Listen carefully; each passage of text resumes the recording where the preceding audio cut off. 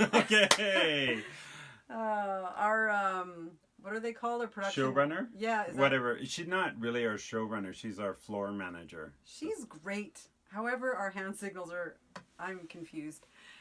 And I'd like to just point out a few things. First of all, we're Counios and Gane. Today, I'm sitting in the driver's seat. I don't know why. We got everything set up, and I know why. You took it over. Well, I asked if I could actually talk about a few things today. Okay. So yeah. Okay. But I mean, it's good. But I could take it over from that side. Yes. But then I asked if I could sit on this side. It was a power move for you. Well, I don't think it was. I'm not. You're all about the power move. I might be, but it's not strategic. It just kind of happens. I'm pretty sure it's true. Oh, it's.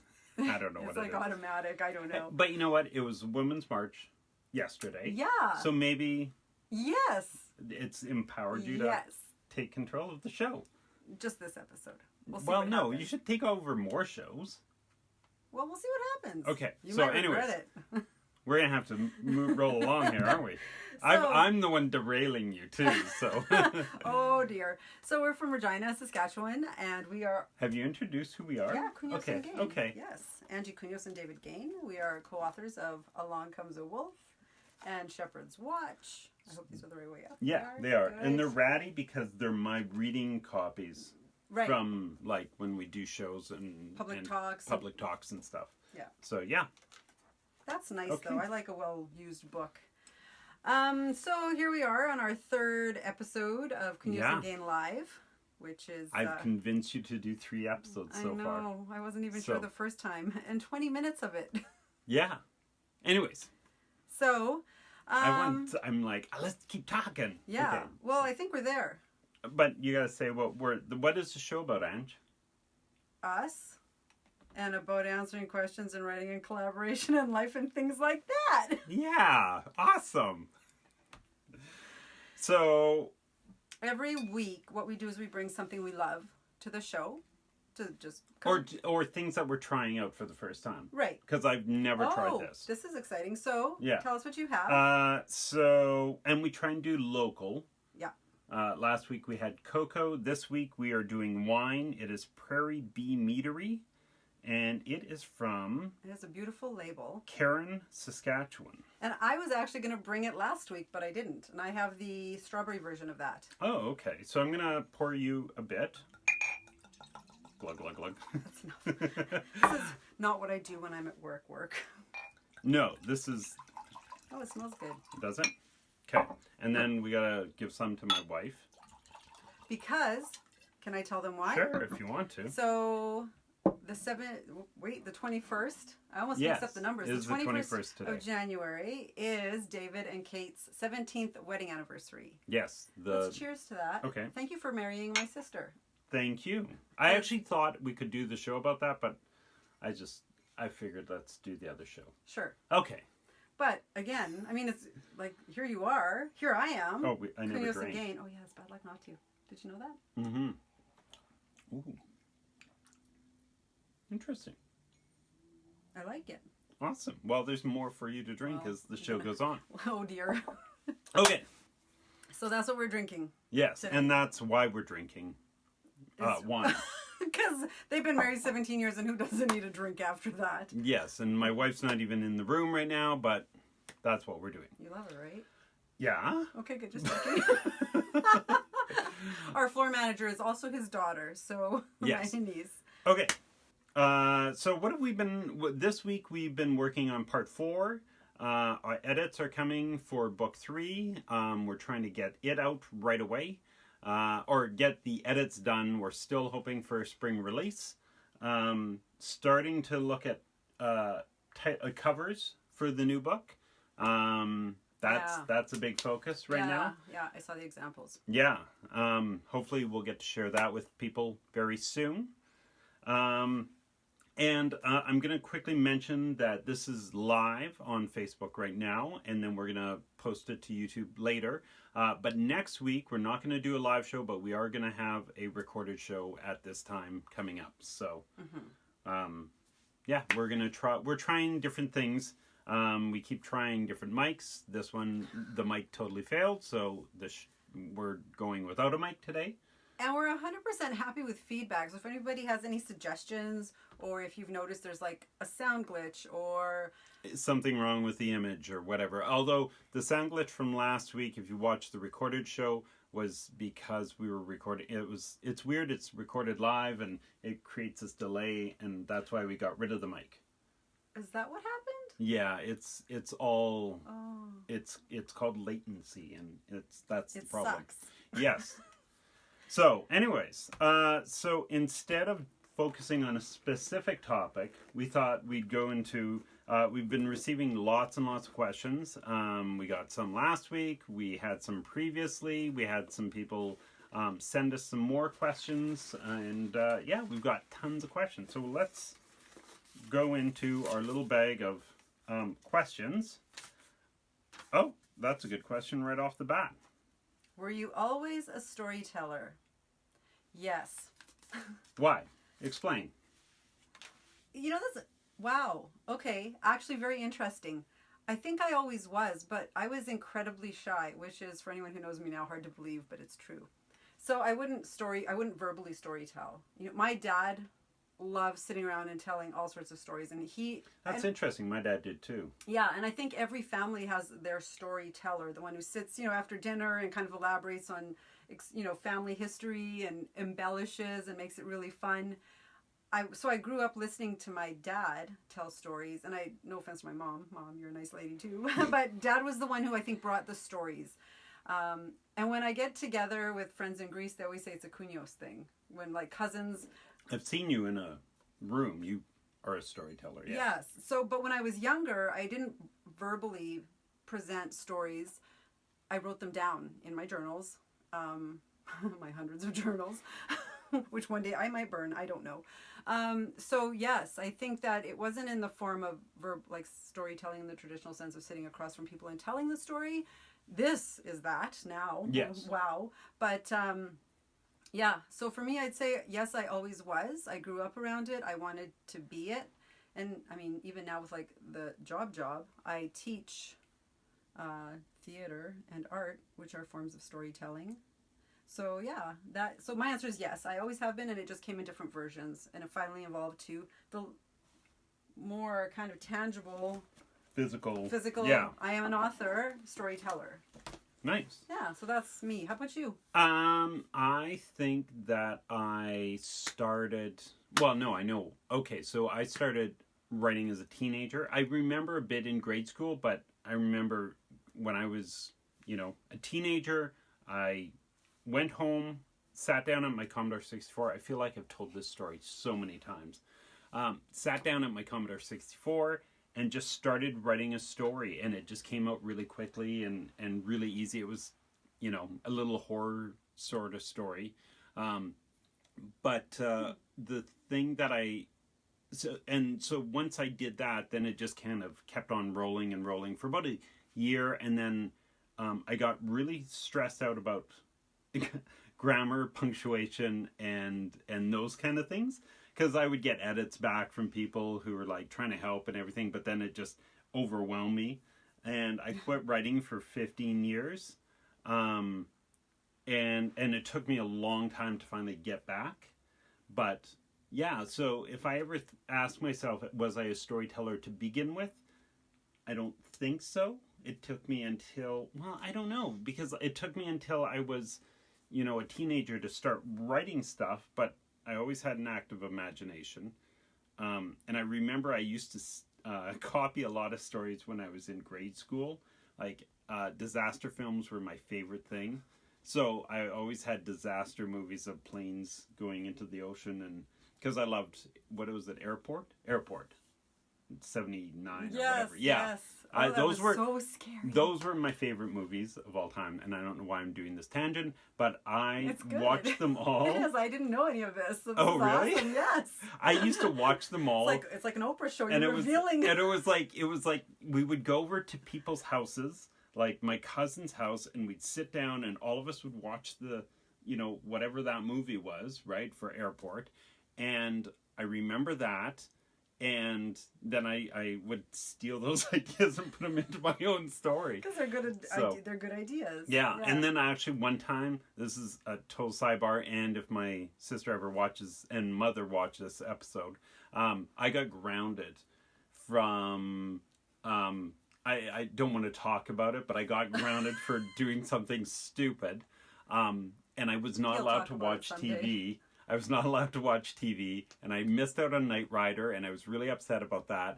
But I also missed out on Concord 79 or something like that. And it was the one episode, or the one TV movie I was really wanting to see. So, because I was a fan of it. I don't know why this has anything to do with storytelling, so... Sure does. Let's just roll along. It does. It totally does have something to do with storytelling. But yeah, I used to write a lot when I was a teenager, and then never, and then once I got writing again, I haven't really stopped. And that's the big reason why I teach as well, is because I never wanted what happened to me getting blocked and coming up with excuses being the excuse why anyone else would not write. And actually, why I teach is, and I say this, I've said it to students out loud, I feel like as they go along, as little children, they have that crazy imagination where they build these worlds in their heads, and they have tons of, yes, please, they have tons of fun. Careful, don't spill on your, there we go. Lovely, thank you. Where they build these worlds, and then they step into like the adult world, and the adults correct them. And they're like, oh no, there's no such thing as a purple dragon, or there's no such thing. Your mom can't be bigger than a house. And so the wonderfulness gets smushed. And as I teach teenagers, I always tell them it's my job to unsmush you and let you be as creative as possible. Remove those boundaries in drama and in art, and really build that awesomeness in you again, because it was there once. I feel like I smush my students.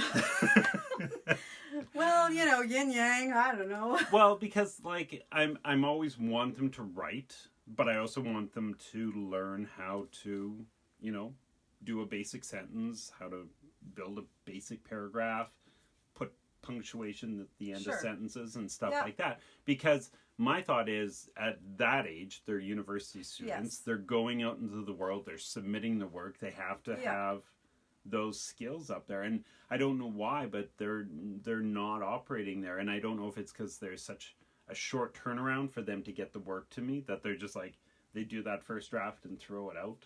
But it might even just be that permission thing that I give students, right? Or that I tell them there's no bad, I literally say there's no bad idea, just inappropriate ones. In high school, anything really goes in theater and art, like really.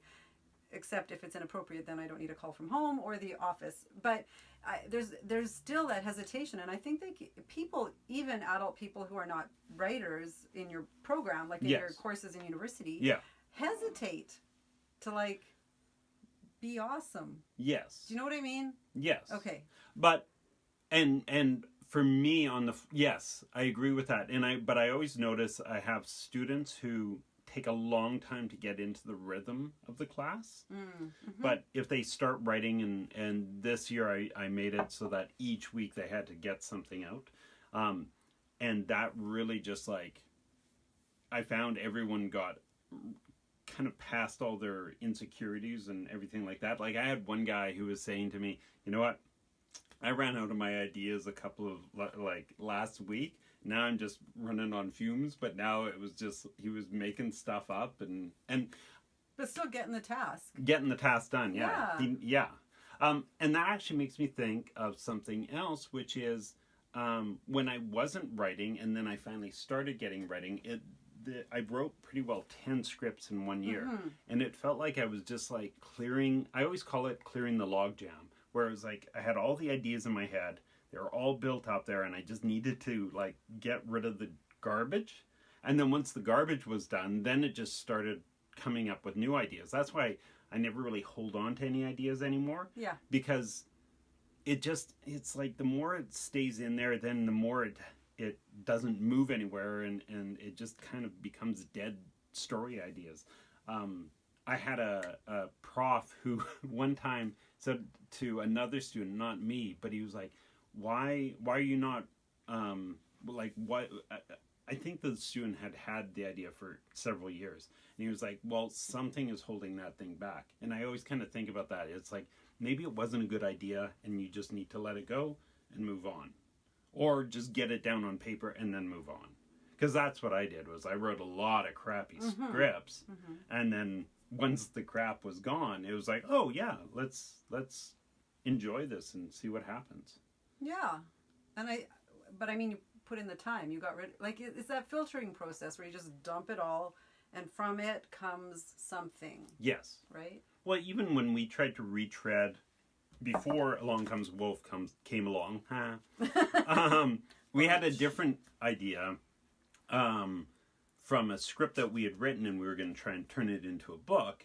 And it was really just this thing of, we worked on it for a couple of weeks and we were so bored with it, and it was Didn't like it at all. No, and I think it was because it was already done for us and we were ready to move on. Yeah, yep. I agree. And this one's a lot more fun and yeah, and the characters tone-wise, are, yes, absolutely. and the characters we care about and really are active and everything like that. So cool.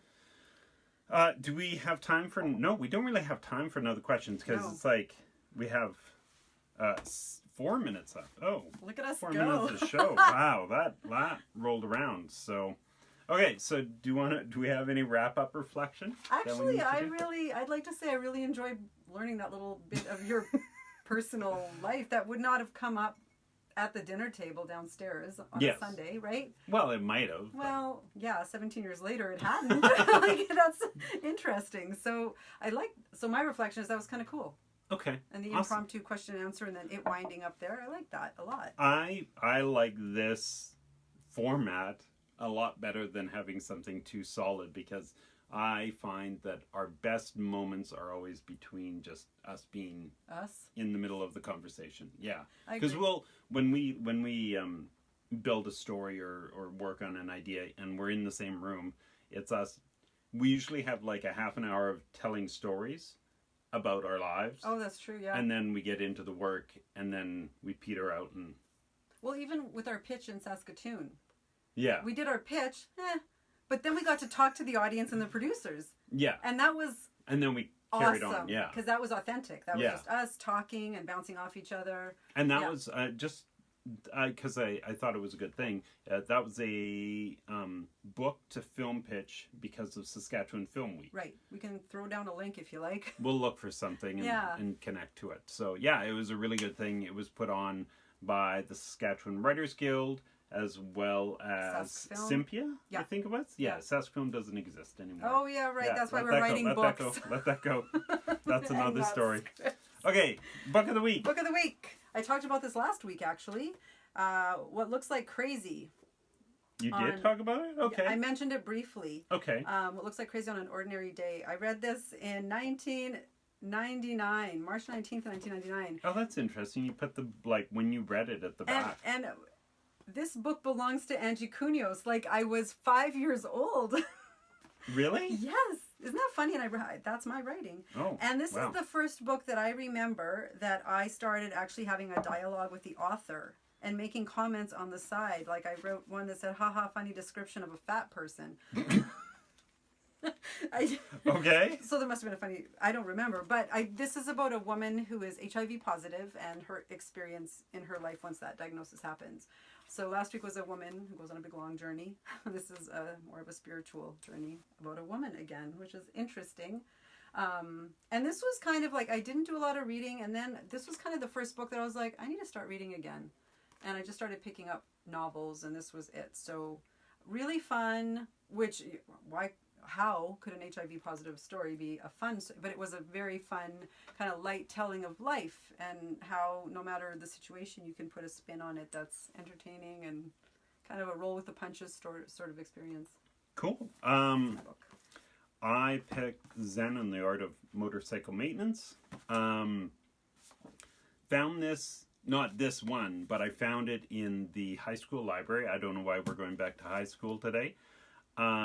And I was interested by the title. I remember taking it out, never read it, but I also liked it because it had in it like diagrams and drawings and stuff like that. It was kind of not the same typical fiction book that I was used to, or I guess it's somewhat based on his real life. So, and so I picked it up, read it, and it really threw me for a loop. It's a bit of philosophy, but it's also kind of like this journey of a father and a son on a motorbike.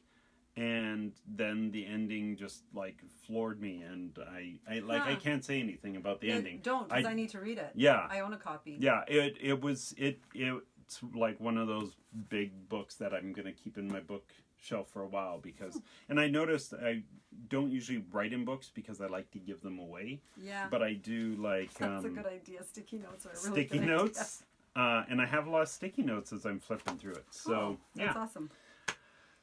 So, do you want to wrap us up? Sure. This is it, folks. This is episode number 3, and you can find us at www.couniosandgane.com.